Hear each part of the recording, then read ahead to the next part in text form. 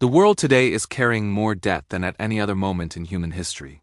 Governments, corporations, and ordinary people together owe $315 trillion, about 3 times larger than the entire global economy. Every year, nearly 10% of all global production is spent simply on paying interest, not reducing the actual debt. And here's the truth almost nobody wants to admit. This debt will never be repaid. The system isn't designed for repayment, only for the continuous transfer of money from workers to lenders, from poorer nations to richer ones, from the lower class upward indefinitely. For decades, governments and central banks followed one rule. Whenever the economy slowed, inject money, lower interest rates, print more currency, bail out financial institutions, do whatever it takes to avoid pain. And in the short term, it worked. Severe recessions were avoided, asset prices stayed high, unemployment didn't explode. But the opposite was never done. In good times, we never pulled back. We never let failing businesses actually fail. We never cleared out inefficiency. The result? A world drowning in $315 trillion of debt, propped up asset prices, and entire companies that should have died long ago, zombie companies. Now something different is happening, a recession that might be impossible to escape. Trade conflicts, real wars, inflation that prevents interest rate cuts, and a mountain of debt so massive that even a mild slowdown could spark a chain reaction of defaults. Some economists insist we need this downturn to purge inefficiency and redirect resources. But the situation isn't a controlled cleanup. It's a wildfire started by reckless policy decisions, with no strategy to contain the damage. To understand why $315 trillion in debt makes the next recession catastrophic, you first need to understand what recessions are supposed to do. A recession simply means the economy produces less for 2 or more consecutive quarters. GDP falls, unemployment rises, business activity slows. Recessions usually come from 2 types of shocks. 1. Supply shocks, something physically stops production, pandemics, wars, disasters. 2. Demand shocks, factories can operate, workers are available, but people stop buying. Businesses freeze spending, confidence evaporates, and the fear loop crashes the economy.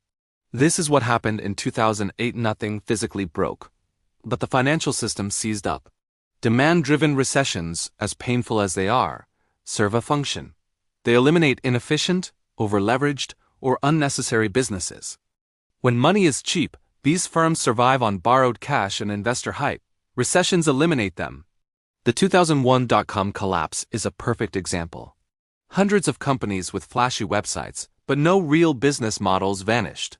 Painful, yes, but their resources were eventually redirected to real innovators like Google and Amazon. The 2008 crisis was similar, revealing that too much capital had been funneled into housing and complex financial products instead of productive industries. But governments responded so aggressively that many zombie companies survived when they should have failed. And that's when the deeper problem began. Today, recessions aren't allowed to run their natural course. Every slowdown triggers panic at central banks. Cut rates, print trillions, bail out the failing. Short-term relief comes, but the long-term cost is enormous. Zombie companies continue consuming capital, talent, and market share that should be going to more productive businesses. This is the core issue. $315 trillion in global debt is the cumulative result of decades spent avoiding economic pain. Governments, corporations, and households all borrowed excessively because money was nearly free. Debt allowed everyone to delay consequences, keeping weak institutions alive and asset prices pumped up. But debt must always be serviced. And when 10% of global output goes to interest payments alone, it drags the entire economy down. Now look at the present moment. Many indicators suggest we're already at the start of a recession. The data takes time to confirm, but the signals are clear. Businesses cutting investment, layoffs increasing, consumer confidence falling. And unlike past recessions triggered by overinvestment in a particular sector, this one is born from policy chaos, tariffs, geopolitical tensions, unpredictable decisions. This is not cleaning out deadwood. It's setting the whole forest on fire. Some argue this is a good thing, that globalization went too far, domestic industries collapsed, and a reset is necessary. But that would only be true if the policies were coordinated and strategic. Instead, we're seeing confusion, contradictions, and decisions that make planning impossible. Let's make the debt numbers real.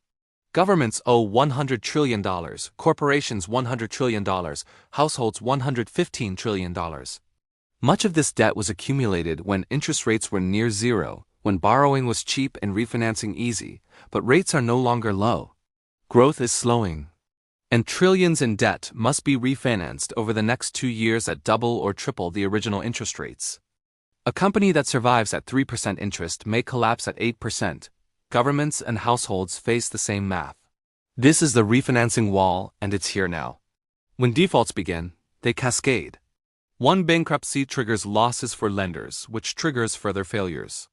This is what we saw in 2008, but today the system is even more interconnected, with $600 trillion in derivatives amplifying every shock. And recessions hit ordinary people the hardest. The wealthy often buy assets at cheap prices during downturns and emerge richer. Meanwhile, workers lose jobs, homes, and savings. The cleansing that recessions provide comes with deeply unequal consequences.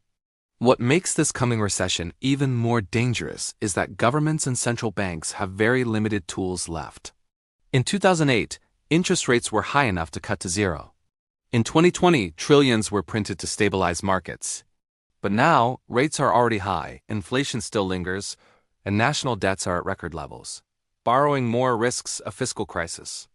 We're approaching a scenario where the typical cures don't work. Cut rates gives inflation returns. Don't cut rates gives recession deepens. Borrow heavily gives markets panic. Don't borrow gives the economy collapses faster.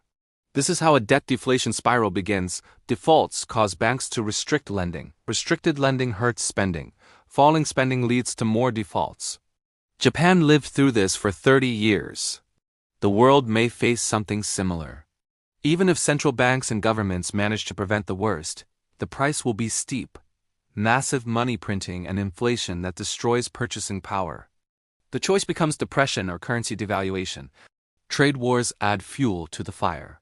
Tariffs raise prices, disrupt supply chains, and cause retaliation that damages exporters. The uncertainty alone makes businesses freeze investment, slowing the economy further. Destroying global supply chains doesn't automatically rebuild domestic ones. It simply creates shortages, higher prices, and chaos. This brings us back to the heart of the problem. $315 trillion in global debt was manageable only when interest rates were low and growth was steady. Now that both conditions are gone, debt service eats into investment, innovation, and public budgets. Recessions shrink revenue but leave the debt burden untouched, forcing painful cuts and higher taxes. The debt doesn't just increase the risk of recession, it makes every recession deeper and longer. Yet political will to handle a severe recession has evaporated. In 2008, there was consensus for bailouts. Today, trust in institutions is broken, polarization is extreme, and public anger toward elites makes large bailouts politically impossible. If governments choose not to intervene, the recession could spiral into massive unemployment, bankruptcies, foreclosures, and social fragmentation. The economic pain could fuel political extremism or even contribute to geopolitical conflict. History has shown economic collapse often precedes war. So this is where we stand: $315 trillion in global debt, an economy hooked on cheap money, zombie companies everywhere, central banks with limited options, governments unable to borrow more, trade wars destabilizing global systems. A recession already forming or moments away. Some call this a necessary correction, but it's not a surgical adjustment, it's a chainsaw tearing through the entire global system.